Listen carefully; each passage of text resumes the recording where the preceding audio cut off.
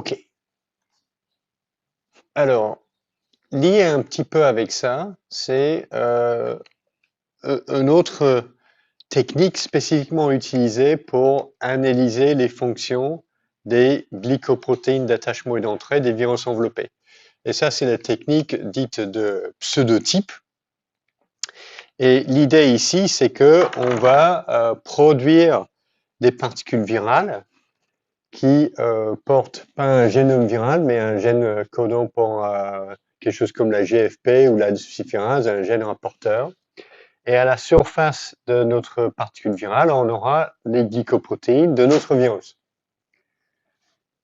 Et souvent, on fabrique les pseudotypes basés sur une sorte de charpente de rétrovirus.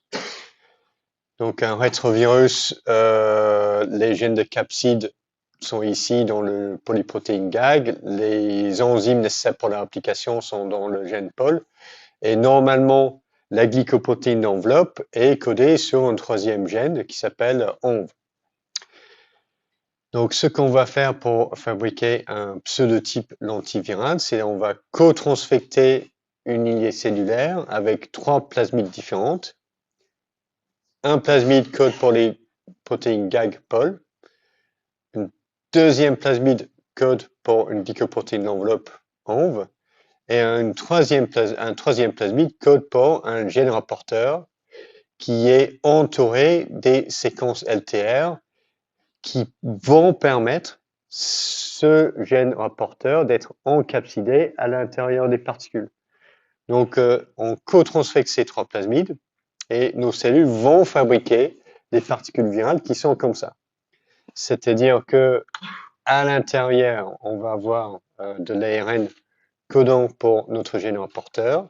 La capside, ce qui est en bleu, il vient de ce plasmide-là. Et la glycoprotéine d'enveloppe vient de notre troisième plasmide. Et donc, c'est avec ce type de pseudotype, on peut tester si notre particule virale est capable d'infecter, oui ou non, différents types cellulaires. Et grâce au gène rapporteur, ça va être facile à détecter.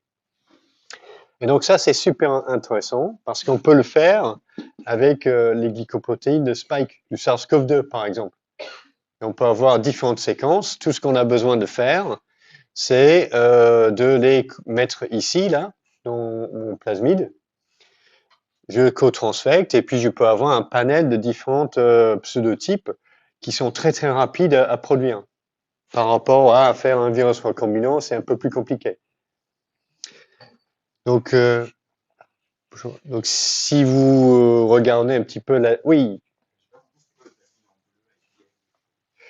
le plasmide en bleu, GAG et POL. GAG, ce sont les protéines de capside de cette particule-là, ce qui est représenté par mon hexagone bleu. Et POL code pour les enzymes nécessaires pour leur application des rétrovirus, la transcriptase inverse, l'intégrase et la protéase. Donc c'est ça qui permettra d'avoir d'exprimer ce gène une fois que notre particule infecte cette cellule-là.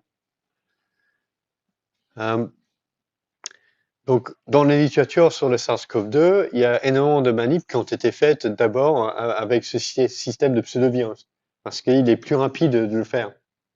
Et c'est aussi très utile pour étudier les récepteurs ou les facteurs d'entrée de virus qui sont soit très difficiles à cultiver ou alors très dangereux à cultiver. Si vous vous intéressez au virus Ebola, c'est super dangereux comme virus. Et il n'y a qu'un labo en France qui est habilité à techniquer ce virus-là, c'est à Lyon. Mais le système pseudovirus, il est moins risqué au niveau de la biosécurité, donc c'est plus facile à utiliser. Alors, et c'est ainsi que on a commencé à étudier les récepteurs du virus de l'hépatite C, par exemple, même avant qu'on sache cultiver le virus. Alors, donc, je vous propose ces 3 plasmides-là. E1, E2, c'est le gène codant pour les deux glycoprotéines d'enveloppe du virus de l'hépatite C. Et qu'est-ce que ça donne comme particule virale après avoir transfecté ces plasmides dans une lignée cellulaire? Et normalement,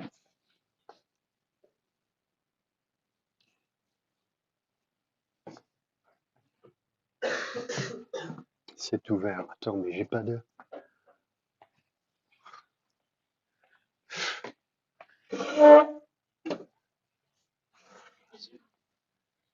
J'ai aucun moyen d'effacer mon schéma là.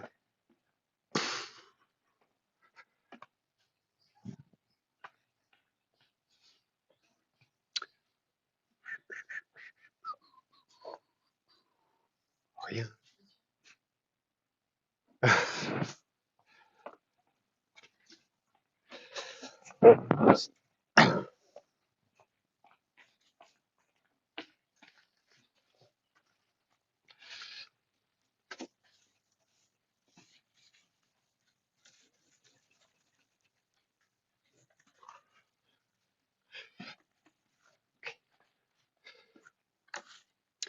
Ça marche là? Il est ouvert le QR code ou pas? Normalement oui, mais...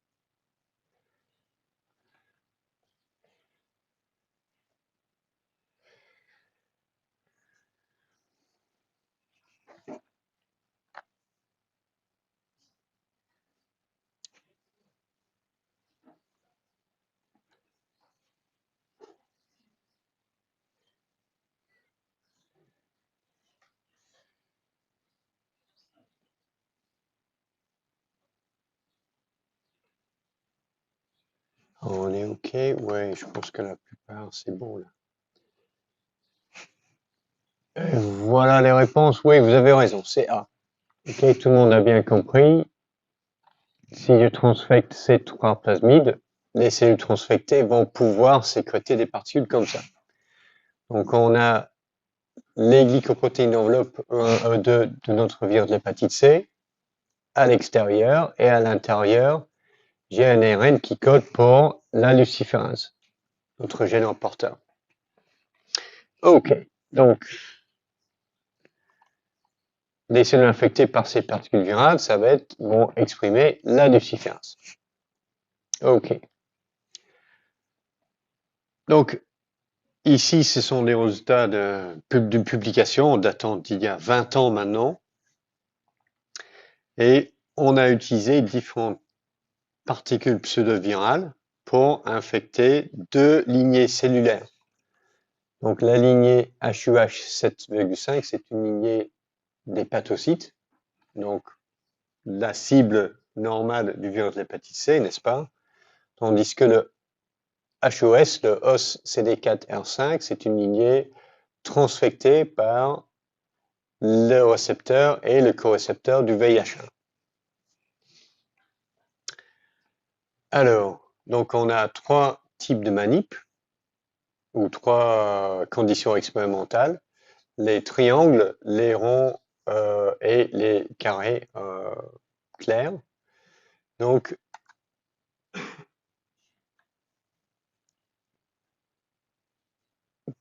quelle particule virale correspond à quel symbole?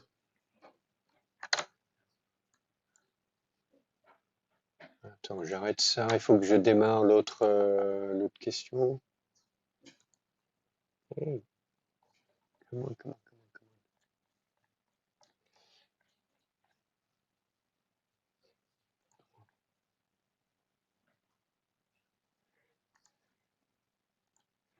on. OK.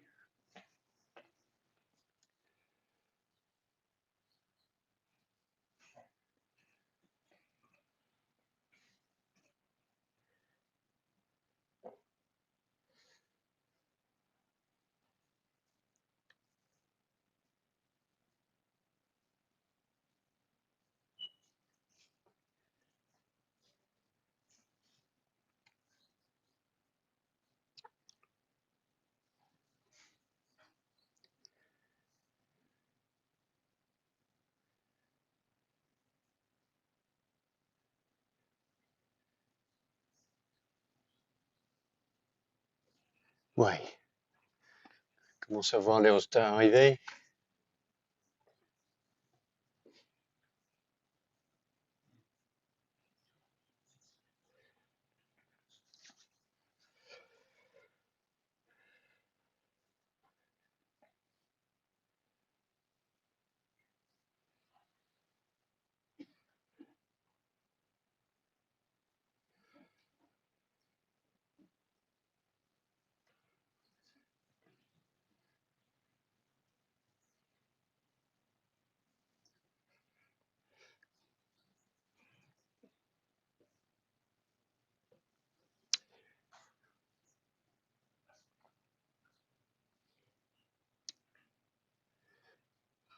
Et GP120, c'est la glycoprotéine d'attachement du VIH1.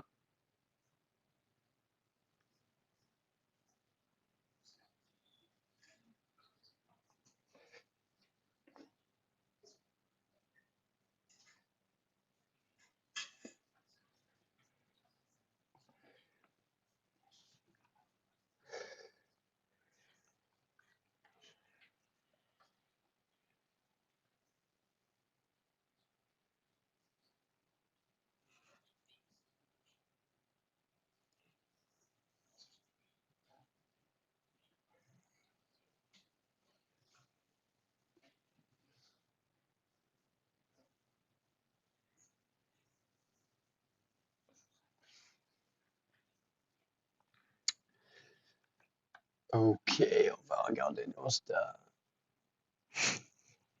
Alors, c'est ça que vous avez envoyé. La plupart des réponses sont entre B et C. C'est hop, ça c'est correct. Ok, la première chose.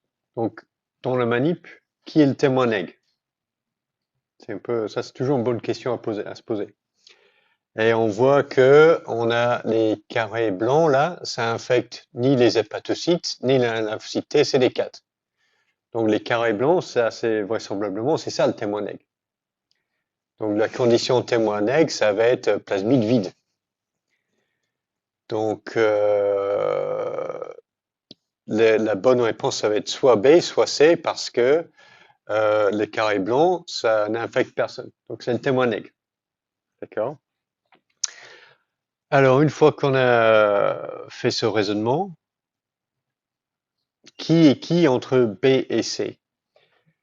Donc la réponse B me dit que le triangle, c'est le GP120, la glycoprotéine d'attachement du VIH1.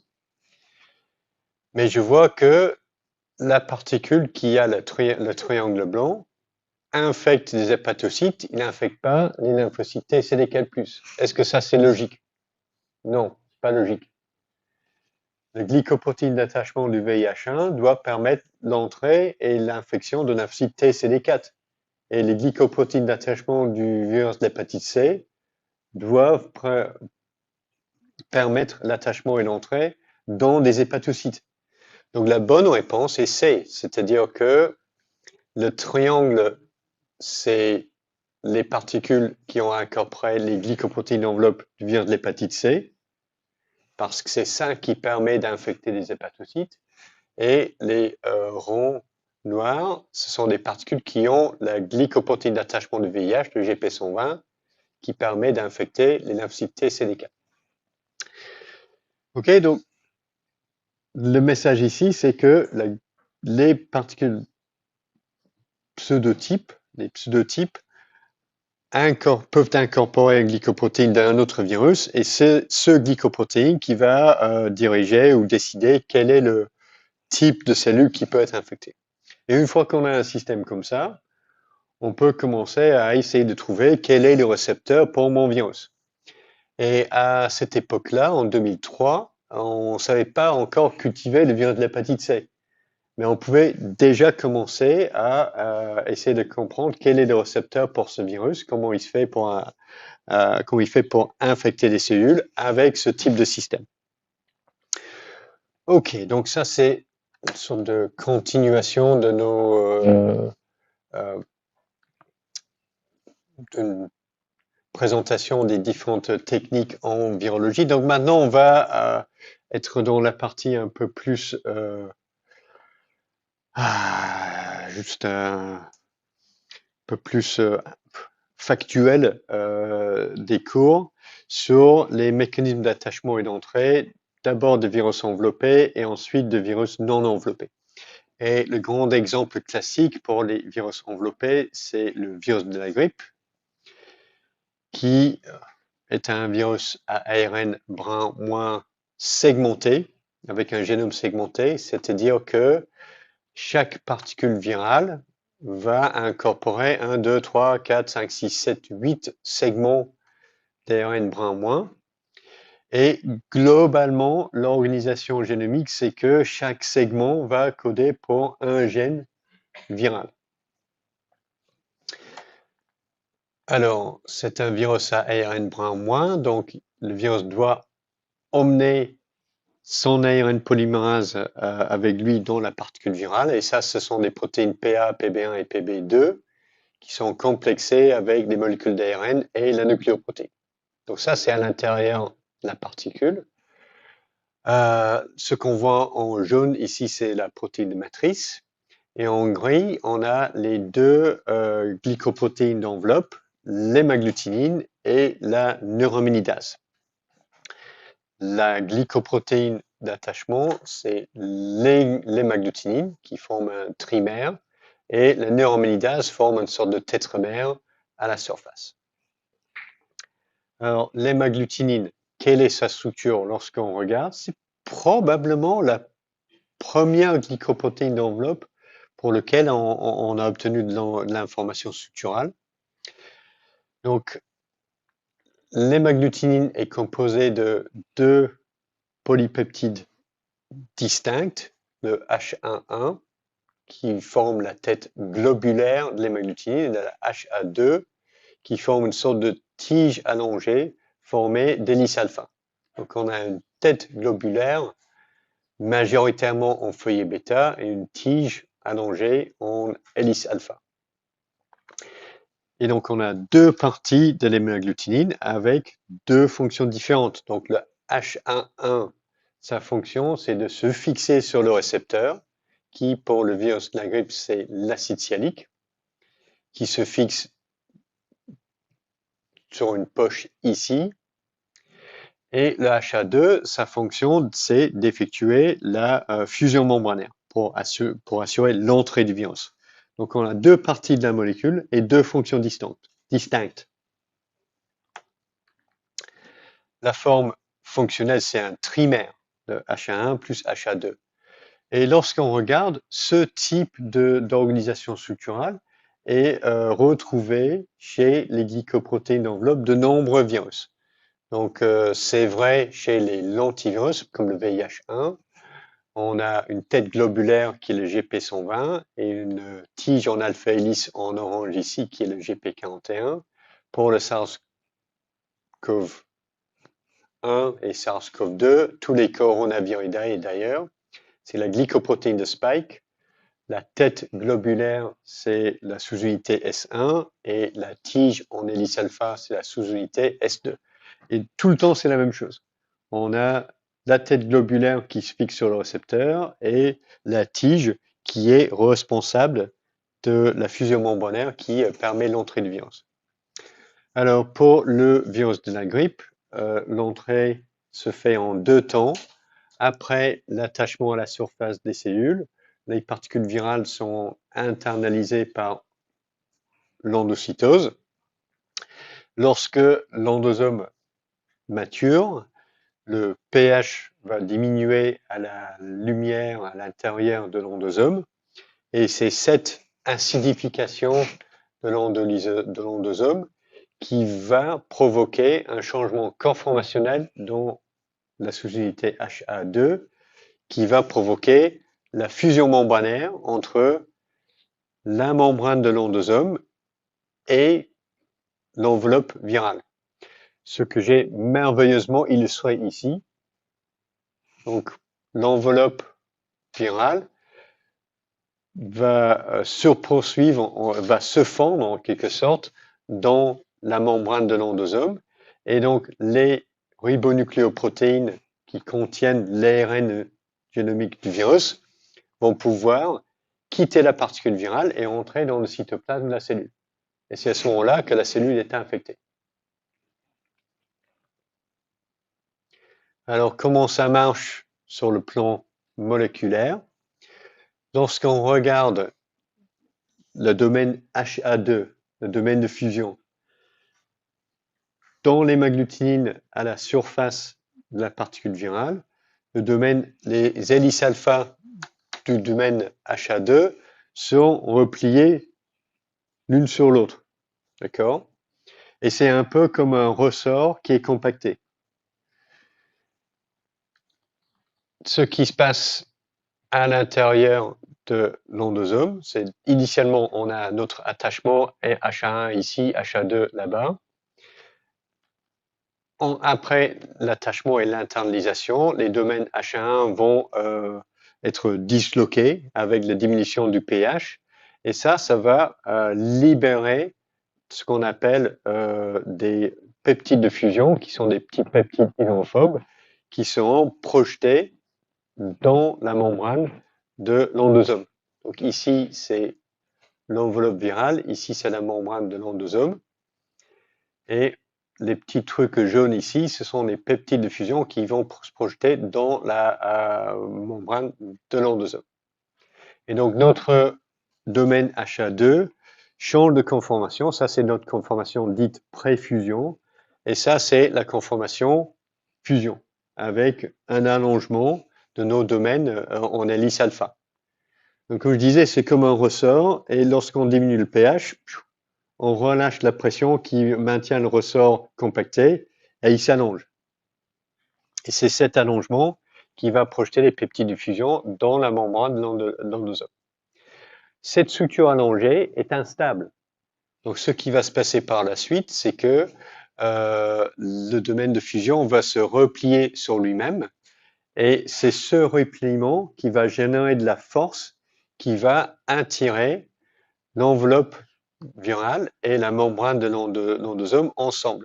Puis on a une situation où on a des bicouches lipidiques en forte proximité avec des domaines transmembranaires et des peptides hydrophobes. Et c'est ça qui va provoquer la fusion de ces deux membranes. Et une fois que l'on a cette situation-là, on a une sorte de continuité entre l'intérieur de la particule virale qui est ici et le cytoplasme de la cellule qui est là-bas. D'accord? Alors, comme je disais, on a une sorte d'organisation relativement conservée chez plusieurs glycoprotéines d'enveloppe chez différents virus. Et c'est aussi reflété dans le même mode de fonctionnement de ces domaines de fusion. Donc, lorsqu'on regarde chez le grand modèle où on a compris ça pour la première fois, c'est le virus de la grippe, le virus de l'influenza. Mais lorsqu'on regarde bien, un virus simien, LSV5, le domaine de fusion s'organise de la même façon et fonctionne de la même façon. Le domaine de fusion du SARS-CoV-2 fonctionne de la même façon. C'est pareil pour le domaine de fusion de la glycoprotéine du virus Ebola et le domaine de fusion du GP41 du VIH1 et VIH2. Donc, une fois qu'on a compris comment ça marche pour un de ces virus, ça va être à peu près le même processus pour tous les autres. D'accord? Et en tout, on a identifié 3 classes de protéines de fusion chez les virus enveloppés. Le virus de la grippe, le VIH, les coronavirus ont des domaines de fusion de type 1, qui sont des trimères organisés en hélice alpha, qui sont organisés perpendiculairement à l'enveloppe virale. Donc ici, c'est notre enveloppe virale. Toutes les glycoprotéines d'enveloppe avec un domaine de fusion de type 1 sont debout sur l'enveloppe virale. À côté de ça, ou ce qui est très différent, ce sont des domaines de fusion de type 2 que l'on retrouve chez les Flaviviridae, comme le virus de la fièvre jaune. Cette fois-ci, on a des dimères qui sont organisés en foyer bêta, et on le voit ici, les glycoprotéines E, je pense que la virus de la fièvre jaune, et E1, E2 du virus de l'hépatite C, c'est un peu la même chose, c'est un flavivirus. Et cette fois-ci, l'organisation à l'étape pré-fusion, c'est que l'on a les deux monomères qui sont à plat, horizontalement, parallèles à l'enveloppe virale. Et pour les Flaviviridae, le changement conformationnel, c'est que on imagine qu'on a les deux glycoprotéines d'enveloppe, les domaines de fusion qui sont ici. Les peptides de fusion, c'est-à-dire les peptides hydrophobes qui vont s'insérer dans la membrane cellulaire, ça c'est les bouts de mes doigts, ok? Tout le monde voit ça? Donc à la surface de la particule virale, l'étape préfusion, c'est comme ça. Les peptides hydrophobes interagissent entre eux. Lors du déclenchement de la fusion membranaire, ce qui va se passer, c'est que les domaines de fusion vont se mettre debout. Et donc ces peptides hydrophobes vont ensuite s'insérer dans la membrane cellulaire. Et c'est ça qui va déclencher la fusion. Donc ça, c'est mon truc là comme un style marionnette, mais si vous voulez regarder, je vous conseille de cliquer sur les liens, sur le PDF, et vous pouvez regarder les animations moléculaires. Alors, il existe aussi des domaines de fusion de type 3 qui sont composés d'un mélange de feuillets bêta et de hélice alpha, mais c'est à nouveau des trimères qui sont organisés debout sur l'enveloppe virale. L'une des différences, c'est un truc que je dois dire, je connais beaucoup moins bien, mais il me semble que l'une des différences entre les domaines de fusion de type 3 et de type 1, c'est que chez les domaines de fusion de type 1, le changement conformationnel entre l'étape pré-fusion et fusion est irréversible. Une fois que c'est déclenché, ça y est, c'est fini. Tandis que chez les domaines de fusion de type 3, c'est quelque chose qui est c'est un équilibre réversible entre les deux structures pré-fusion et fusion, ou les deux conformations. Alors, dans tous les cas, la fusion ne va pas se faire spontanément. Il faut qu'il y ait un événement qui déclenche, qui active ces domaines de fusion. Donc, ce n'est pas juste l'attachement sur le récepteur qui déclenche la fusion membranaire. Donc, pour le virus de la grippe et pour les Flaviviridae, c'est la diminution du pH dans l'endosome qui va provoquer le changement conformationnel qui déclenche la fusion membranaire. Pour les Coronaviridae, le SARS-CoV-2 et les autres coronavirus saisonniers, c'est un clivage protéolytique. Deux sites, donc déjà les deux domaines S1 et S2 doivent être clivés, séparés en deux protéines distinctes. Donc ça, c'est ce qu'on appelle le priming de notre domaine de fusion, de notre glycoprotéine de spike. Et un deuxième clivage, un deuxième site est nécessaire pour déclencher la fusion. Ou alors, pour le VIH1, par exemple, c'est l'interaction avec un corécepteur qui est nécessaire pour déclencher la fusion membranaire. Et donc ça, c'est important pour le tropisme du virus parce que le virus peut infecter uniquement des cellules qui expriment le récepteur et le corécepteur. Si l'un des deux manque, le virus ne peut pas rentrer. Donc en ce qui concerne les corécepteurs, un certain nombre ont été identifiés pour le VIH, VIH1, pour l'autre rétrovirus humain, le HTLV1. Pour le virus Ebola, NPC1, c'est une protéine dans l'endolysosome. Donc l'interaction avec le corécepteur chez le virus Ebola, c'est pas à la surface des cellules, mais c'est après l'endocytose. J'ai mis le TMPRSS2 comme corécepteur pour le SARS-CoV-2, mais c'est la protéase qui va assurer ce clivage protéolytique.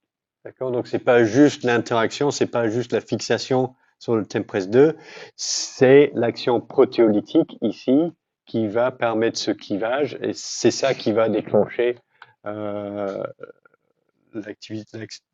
l'activation du domaine de fusion. Alors, cette histoire de clivage protéolytique, c'est aussi un thème conservé chez, je dirais pas tous, mais chez de multiples glycoprotéines de fusion des virus enveloppés et qui ont tendance à être synthétisées d'abord sous une forme de précurseur en une seule polypeptide et pour être activé, cette première ou ce premier polypeptide doit être clivé en deux sous-unités matures. Donc c'est ce qu'on appelle la maturation des glycoprotéines de fusion. Donc pour le virus de la grippe, l'hémagglutinine est codée sur un gène et donc c'est une polyprotéine, la HA0, qui va être synthétisée d'abord. Mais pour avoir deux sous-unités fonctionnelles, HA1 et HA2, cette protéine HA0 doit être clivée en ces deux sous-unités. Pour le VIH, le gène ENV code pour la polyprotéine GP160 qui doit être clivée en GP120 et GP41. Le SARS-CoV-2, c'est les glycoprotéines de Spike qui doit être clivée en S1 et S2, les deux domaines. Et pour le virus de l'hépatite C, les glycoprotéines E1 et E2 sont synthétisées dans la même polyprotéine qui doivent être clivées en protéines fonctionnelles. Alors, là aussi, la nature de la protéase qui effectue ce clivage protéolytique est un facteur important dans le tropisme des virus. Pour le VIH et le SARS-CoV-2, on constate que ce clivage est effectué par une protéase ubiquitaire, la furine. Pareil pour le virus de l'hépatite C, le peptidase qui clive le séquence signal est quelque chose d'ubiquitaire. Donc n'importe quelle cellule infectée va pouvoir libérer une particule virale infectieuse. Tandis que pour le virus de la grippe, en tout cas la grippe saisonnière, c'est une protéase particulière avec une action de type trypsinique qui n'est pas exprimée partout dans le corps. Et normalement, la protéase impliquée dans cette maturation est exprimée uniquement dans les voies respiratoires et c'est ce qui explique la restriction du site de réplication du virus à nos épithéliums respiratoires.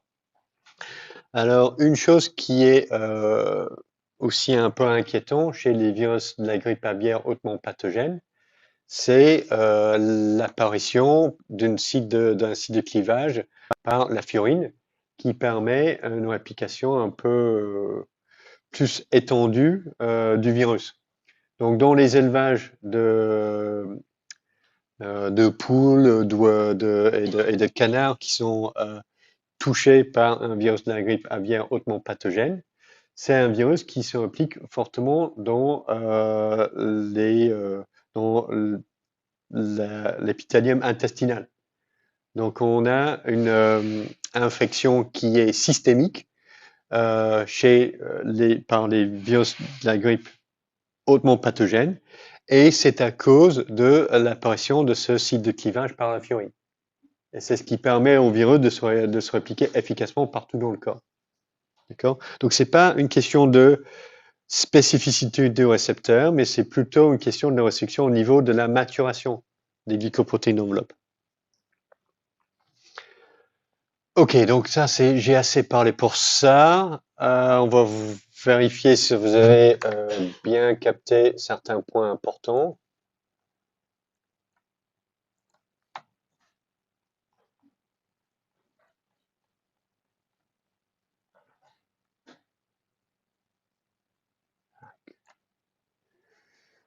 Où est-ce que je suis? Oui, c'est ça. Et normalement, j'ai démarré. Ah oui. Quelle est la question? Ok. Donc là, je répète pour l'enregistrement. Donc la question, c'est est-ce que la maturation des glycoprotéines, c'est pour tous les virus enveloppés ou juste pour ça? Je pense que c'est pas le cas pour tous. Euh, Justement, les glycoprotéines d'attachement et d'entrée chez les herpès virus ont une organisation un peu plus compliquée. Et je ne saurais pas vous dire si c'est exactement le même schéma que ce que j'ai présenté. Donc je pense que c'est très fréquent, mais pas ubiquitaire, ce type de schéma.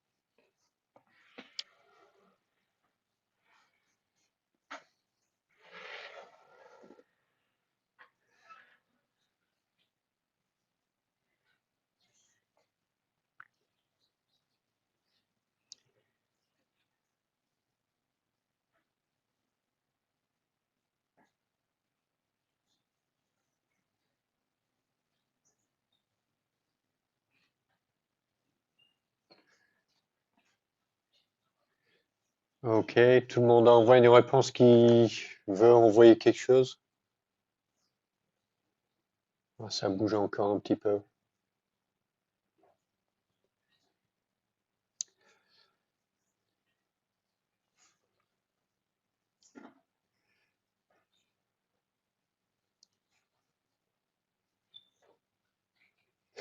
Ok, voici les réponses. C'est à peu près 2, 3 et 4. Les gens sont à peu près d'accord sur ça. Et 1, c'est la réponse minoritaire.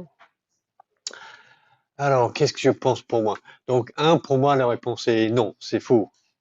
Peut-être, donc, l'interaction avec le récepteur, c'est une étape nécessaire, mais c'est pas suffisant en soi pour déclencher la fusion membranaire. Donc, peut-être l'énoncé est un petit peu mal exprimé. Si j'avais écrit l'interaction entre le glycoprotéine d'attachement viral et son récepteur est suffisant pour déclencher la fusion membranaire, c'est clairement non. D'accord? C'est ça le sens de la question. Donc, il faut garder ça en tête. 2, il y a pas mal de gens qui ont mis oui pour 2, mais c'est à nouveau non. Le piège ou ici, c'est que une interaction de forte affinité entre le protéine d'attachement et son récepteur. Les interactions glycoprotéines ou protéines d'attachement récepteur ne sont pas de si forte affinité que ça. C'est le fait qu'il y a plusieurs sites d'interaction sur la même particule virale qui fait que la liaison globalement est de forte avidité. Donc c'est la différence entre affinité et avidité qui est important ici. Pourquoi ça c'est important? Parce que c'est pour ça que ces anticorps marchent. C'est-à-dire un anticorps neutralisant qui va être spécifique d'une glycoprotéine virale. Lui, il va avoir une très forte affinité pour ce glycoprotéine virale. Et donc, lorsqu'on met en compétition le récepteur cellulaire ou l'anticorps pour se fixer sur la glycoprotéine d'attachement viral, c'est l'anticorps qui va gagner parce que son interaction est de forte affinité. Donc ça, c'est un détail, mais c'est un détail important. Donc, ça, c'est typiquement le super piège là. Affinité, avidité, j'adore ça comme question. Okay. Question 3. Les domaines de fusion sont impliqués dans la formation des syncytias? Oui. Donc, lorsqu'on a des cellules infectées par des virus enveloppés, on peut avoir la formation de syncytias. Et 4. La fusion membranaire est accompagnée de la décapsidation. J'étais en train de me dire, est-ce que c'est oui, est-ce que c'est non? Ça dépend comment on comprend la question. Si on comprend la question dans le sens général, la décapsidation, c'est la désagrégation de la particule virale. On pourrait dire oui, c'est ça. Mais si on le comprend dans le processus de décapsidation sous une forme un peu plus précise et technique, c'est-à-dire la définition réelle de la décapsidation, c'est le génome viral quitte le nucléocapside. Dans ce cas-là, la réponse est non ou pas forcément. Parce que si on a, par exemple, une particule du VIH qui ressemble un peu à ça, ça c'est le nucléocapside. La nucléocapside, j'ai 2 copies d'ARN viral dans la nucléocapside. Ça va être ma membrane cellulaire. Lorsque j'ai la fusion membranaire, j'ai tout le nucléocapside qui rentre dans le cytoplasme de la cellule. Et l'ARN viral est toujours à l'intérieur. Donc, la fusion membranaire est accompagnée de la décapsidation. La réponse est non, dans le sens, décapsidation, c'est quoi? C'est lorsque mon ARN ou mon ADN viral quitte la capside. Donc, la réponse à la question 4 est pas forcément. Ou plutôt non. OK? OK. Donc, ça, c'est pour les virus enveloppés. Donc, maintenant, qu'en est-il des virus non enveloppés ou des virus nus? Donc là, on a une capside en protéines qui renferme le génome viral. Donc on va faire peut-être juste un ou deux exemples. Le premier étant les Picornaviridae, illustrés par le virus de la poliomyélite ou la plupart des rhinovirus qui provoquent des rhumes. Donc ce sont des petites particules virales non enveloppées icosaédriques qui renferment un génome en ARN brun plus. Donc ce qui se passe, c'est qu'on a la fixation du virus sur son récepteur à la membrane plasmique. C'est la fixation sur le récepteur qui va provoquer une réorganisation des protéines du capside autour du sommet de l'icosaèdre. Et cette réorganisation va provoquer la formation d'une sorte de pore protéique à travers la membrane plasmique et l'ARN viral va sortir de la particule virale et sera injecté dans le cytoplasme. Donc, on a un peu plus de détails. Ce qui se passe, c'est que le récepteur se fixe ici, sur un site qui est composé en partie par les protéines VP1, VP2 et VP3. Et on aura, suite à cela, une réorganisation des protéines VP1 et VP4 qui est à l'intérieur de la particule virale. Et les domaines hydrophobes de VP1 et de VP4 vont s'insérer dans la membrane plasmique et former un pore par lequel l'ARN viral peut sortir. Donc ici, l'entrée du virus est associée à la décapsidation. d'accord, parce que l'acide nucléique quitte la capside virale. D'accord, donc ici, entrée et décapsidation, c'est la même chose. Donc pour certains picornavirus, cette formation de pores transmembranaires et l'injection de l'ARN se fait à la membrane plasmique. Pour d'autres, notamment un groupe mineur de rhinovirus qui utilise un autre récepteur, la formation du pore et l'entrée de l'ARN viral est déclenchée par l'acidification de l'endosome. Donc c'est un petit peu comme le virus de la grippe. D'abord, on a l'attachement, l'internalisation par l'endocytose, et c'est l'acidification de l'endosome qui va provoquer cet remaniement des protéines de capside et la libération de l'ARN viral dans le cytoplasme. Donc, les Picornaviridae sont les petits virus à ARN brun plus. Et l'ARN viral peut être directement introduit par les ribosomes cellulaires. Donc, le virus, tout ce qu'il a besoin de faire pour démarrer son cycle de réplication, c'est injecter son ARN dans le cytoplasme. Pour des virus à ADN qui se répliquent dans le noyau, c'est un peu plus compliqué. Et donc, l'exemple ici, c'est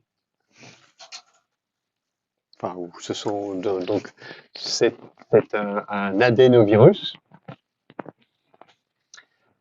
qui est à nouveau un virus non enveloppé, cette fois-ci avec une structure un peu plus compliquée. Donc, chez les adénovirus, leur structure est super caractéristique. On a une capside icosaédrique avec une sorte de spicule à chaque sommet de l'icosaèdre. Et la spicule est formée d'un trimère de protéines dites de fibres. Donc la première étape dans l'attachement et l'entrée, c'est l'interaction avec ces domaines de fixation au récepteur à l'extrémité du spicule sur son récepteur qui est le CAR, le récepteur aux adénovirus et aux coxsackie-virus. Donc ça, c'est l'attachement. La deuxième étape, c'est l'attachement sur le corécepteur ou sur les corécepteurs qui sont les intégrines. Et les intégrines vont se fixer sur des motifs RGD sur cette protéine qui s'appelle les pentones, le pentamère, qui sont à la base de la spicule. Donc première interaction ici avec le cœur, deuxième interaction ici avec les intégrines. Et ce sont les intégrines qui vont provoquer l'internalisation de la particule virale par l'endocytose. Ensuite, on a l'acidification de l'endosome et on aura une désagrégation partielle de notre particule virale et la protéine 6 qui est ici, là. Donc, nos spicules et les pentamères vont se détacher. La protéine 6 va pouvoir perturber l'endolysosome et permettre la sortie de nos capsides partiellement dégradées dans le cytoplasme. Ensuite, le problème pour le virus, c'est de se faire transporter jusqu'au noyau. Et ce sont les... Et pour cela, le virus va emprunter la voie de transport de tubuline, du réseau de fibres de tubuline, avec la fixation de la dynéine sur des motifs sur les protéines de hexone ici. Donc c'est bien ça, la kinésine c'est pour le transport antérograde, la dynéine c'est le transport rétrograde, c'est bien ça, en biocell. Ouais, je crois que c'est ça. Hein. Donc la dynéine va reconnaître des protéines de capside, les exones qui sont ici. Là. Et donc la capside virale sera transportée comme une sorte de cargaison sur le réseau de tubuline de la cellule. Et Donc, c'est la dynaïne qui va transporter les capsides virales sur les microtubules et va les libérer à proximité du noyau. Et la dernière étape pour le virus, c'est la fixation au port d'entrée nucléaire. Et ensuite, la libération de l'ADN viral dans le noyau. Donc, pour les adénovirus et les autres virus à ADN qui se répliquent dans le noyau, l'entrée, c'est un truc compliqué parce qu'il y a beaucoup plus d'étapes à franchir. Il ne suffit pas juste de rentrer dans la cellule, il faut transporter son ADN jusqu'au noyau. D'accord? Donc, et ça ne va pas se faire tout seul. D'accord? Le virus doit exploiter différents mécanismes cellulaires pour y arriver.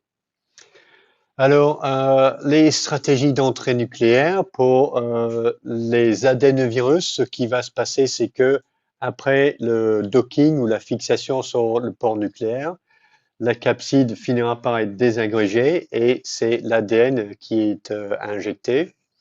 Chez les herpesvirus, on a des étapes initiales d'entrée qui sont un peu semblables, qui aboutissent à l'attachement de la capside sur les ports d'entrée nucléaire. Mais cette fois-ci, un des sommets de la capside forme une sorte de pore et l'ADN viral sera éjecté à travers ce pore et injecté dans le noyau. Ça, c'est exactement ou quelque chose de très analogue qui se fait chez les bactériophages T4, T2, etc. On a l'attachement, formation d'un pore on a un pore dans la capside qui va injecter l'ADN, et ici dans le noyau de la cellule infectée. Alors, d'autres petits virus à ADN, comme les Parvoviridae, la nucléocapside est tellement petite qu'elle peut passer à travers le port d'entrée nucléaire, et c'est que lorsque la capside rentre dans le noyau que l'ADN est libéré. Et notre dernier exemple, c'est le virus de la grippe. Le virus de la grippe, c'est une exception parmi les virus à ARN parce que c'est un virus à ARN qui va se répliquer dans le noyau.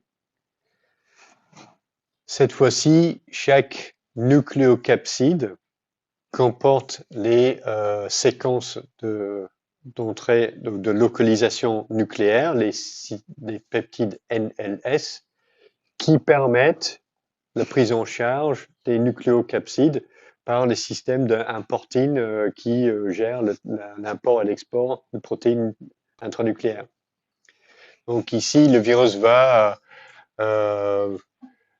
se servir du système cellulaire d'import de protéines nucléaires pour importer les nucléocapsides virales à travers les ports d'entrée nucléaire.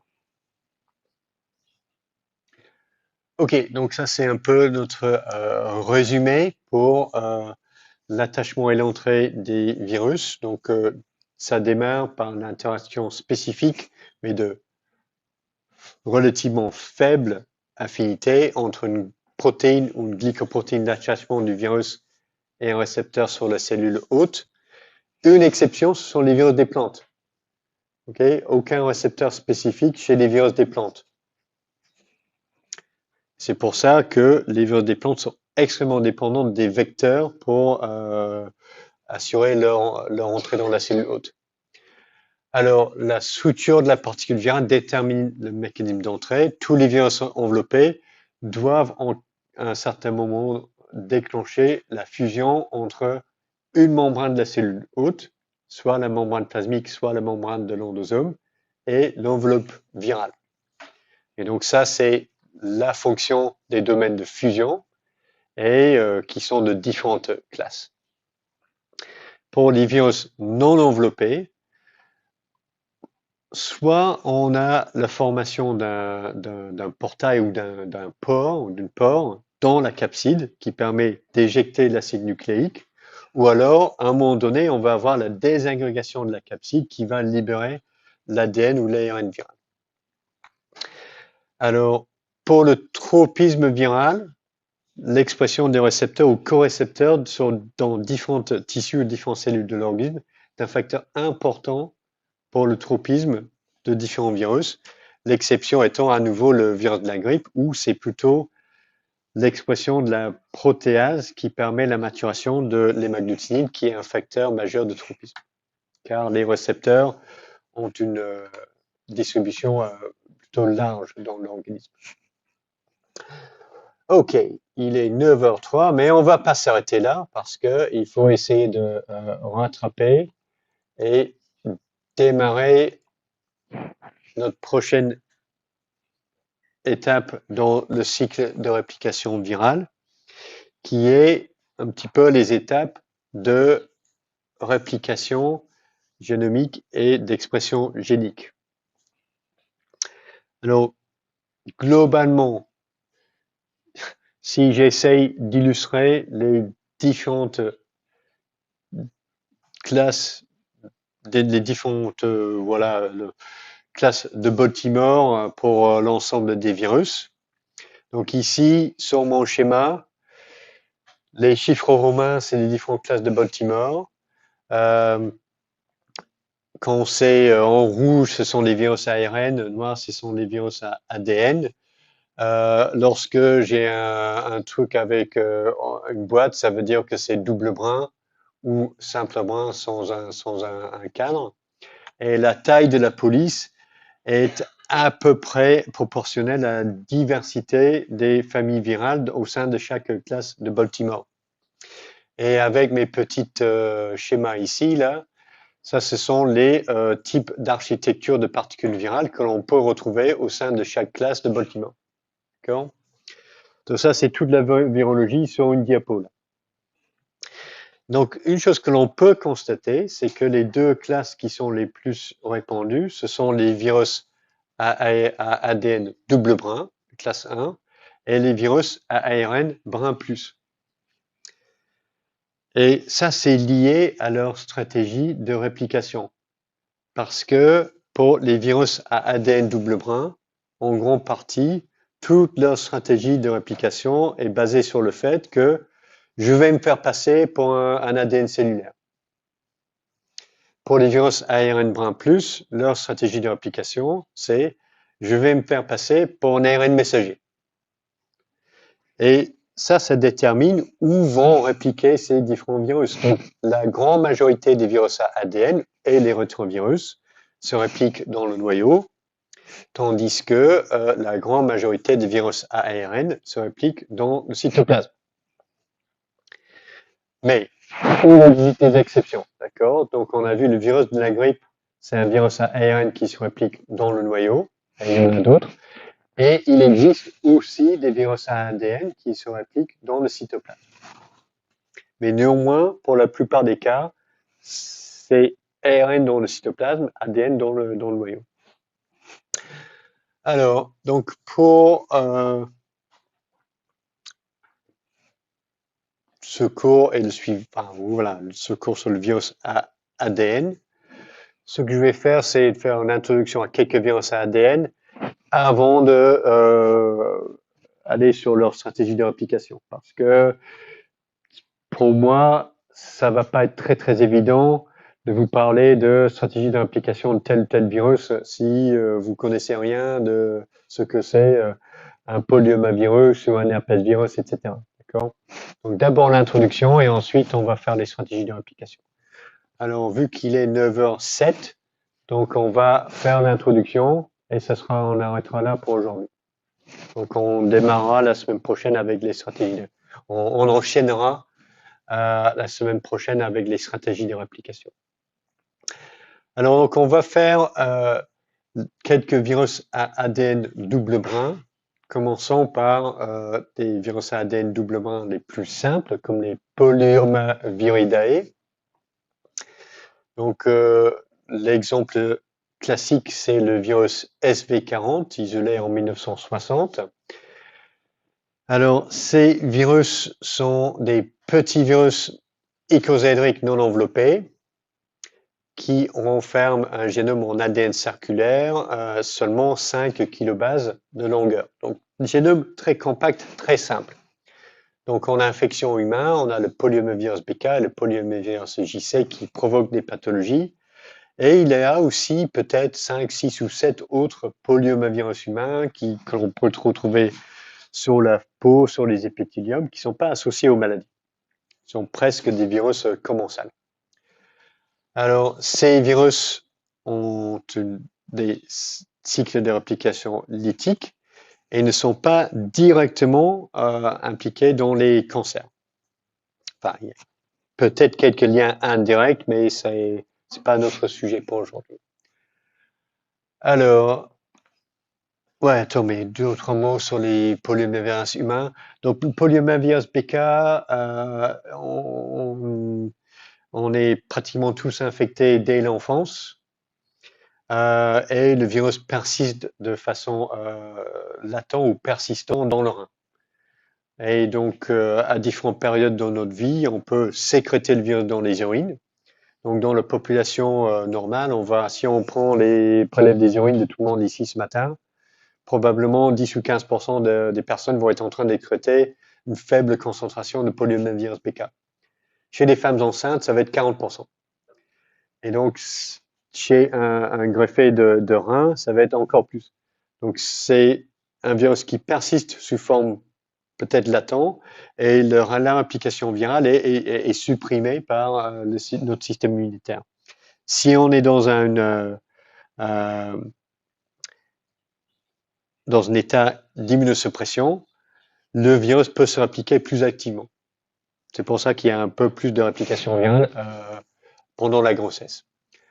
Alors, les adénoviridae, donc comme on a vu, ce sont des particules virales très typiques avec une capside icosèdrique avec ses spicules à chaque sommet de l'icosèdre. Génome ADN double brin linéaire, un peu plus long, 30 à 38 kilobases de longueur. Donc, ces virus-là, on a 2 sous-familles, les Mastadenovirinae et les Aviadenovirinae, qui infectent soit les mammifères, soit les oiseaux. Et ils vont provoquer des infections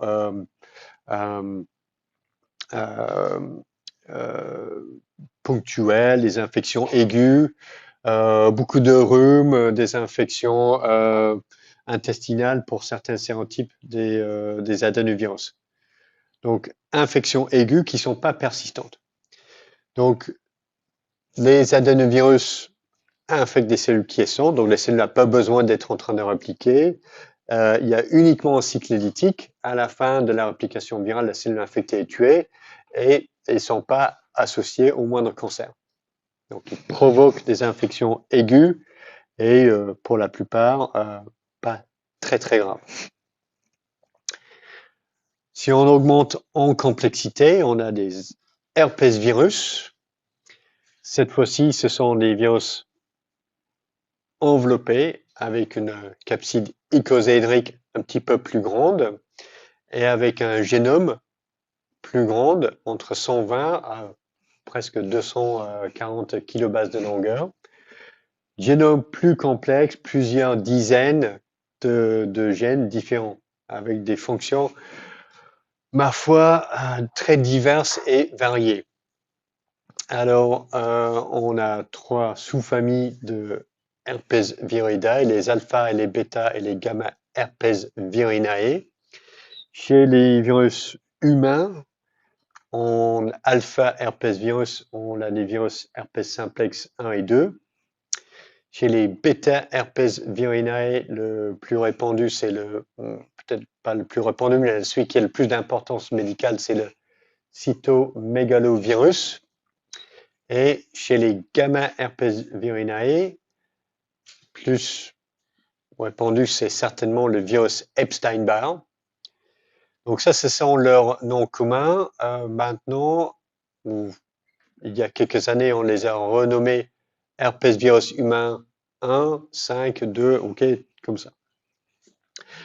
Un mot sur la structure de ces particules virales. Dans les plus anciennes publications ou les ouvrages, on trouve des images un peu comme ça, avec la nucléocapside qui est ici et l'enveloppe qui est un petit peu floppy et à la limite détaché de la particule virale.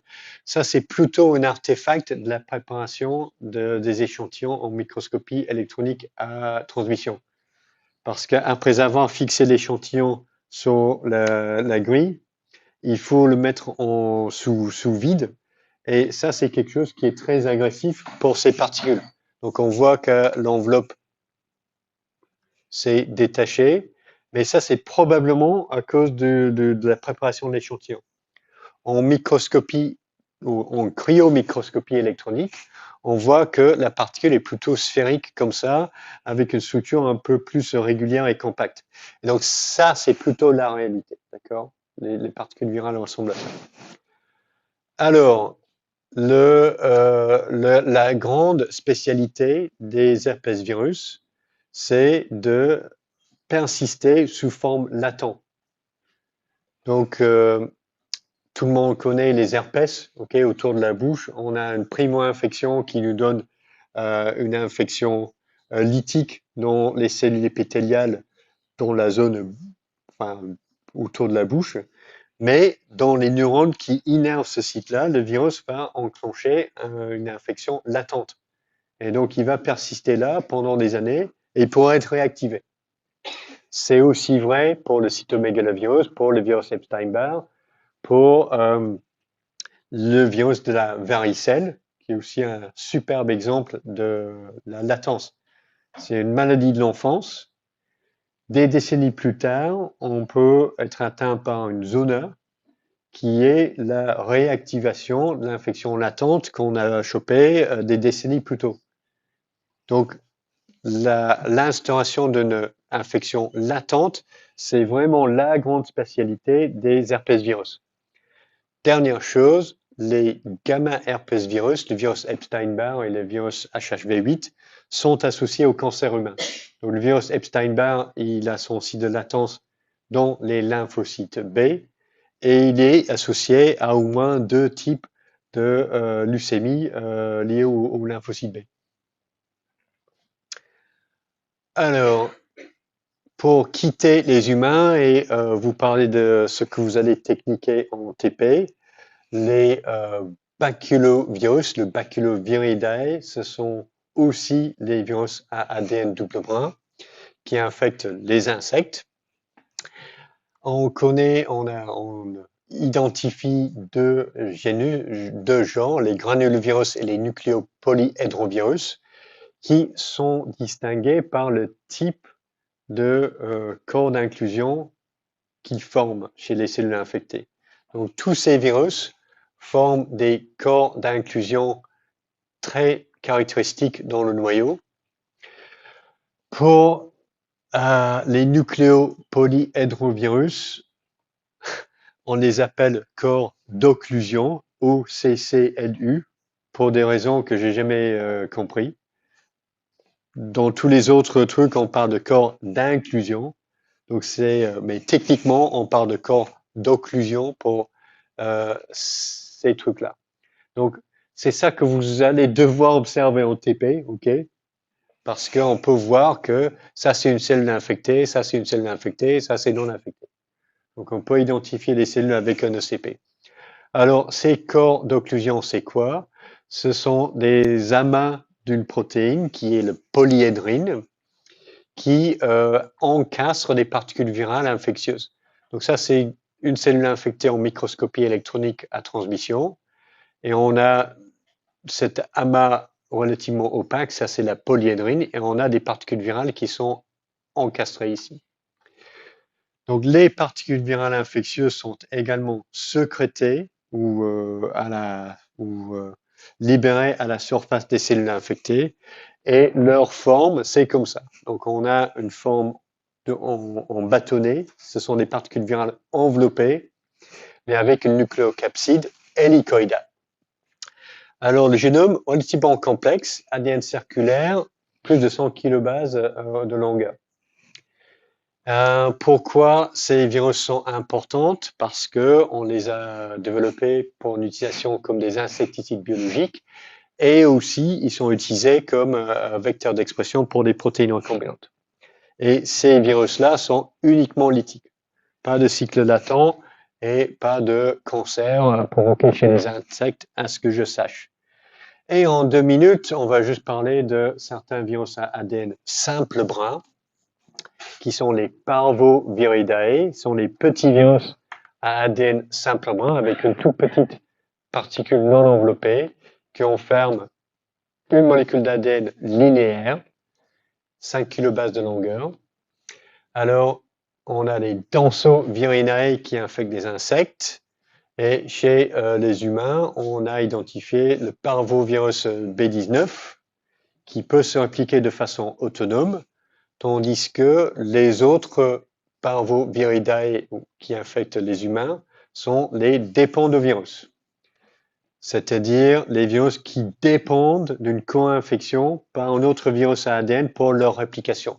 Donc ça, c'est typiquement, on les appelle aussi les virus adéno-associés, les AAV, parce qu'ils ont été découverts en co-infection avec un adénovirus. Donc ça, c'est une particule d'adénovirus. Et ces particules ici, ce sont les particules des AAV qui se répliquent ensemble avec les adénovirus. Donc les AAV, les dépendovirus, ne sont pas capables de se répliquer de façon autonome. Ils ont besoin d'une co-infection, soit par un adénovirus, soit par un herpesvirus, pour pouvoir se répliquer. Alors, les AAV sont utilisés comme vecteurs de thérapie génique. Donc, il y a les deux grandes familles de vecteurs en thérapie génique, ce sont les lentivirus et les AAV.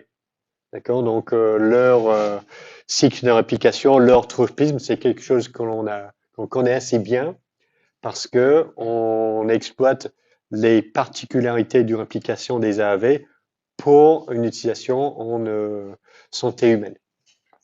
Donc, je vais m'arrêter là et puis la semaine prochaine, on regardera un petit peu les stratégies de réplication et d'expression de gènes chez ces différents virus à ADN. Bon, sur ce, bon week-end et n'oubliez pas, 11 février, CR2TI, ok?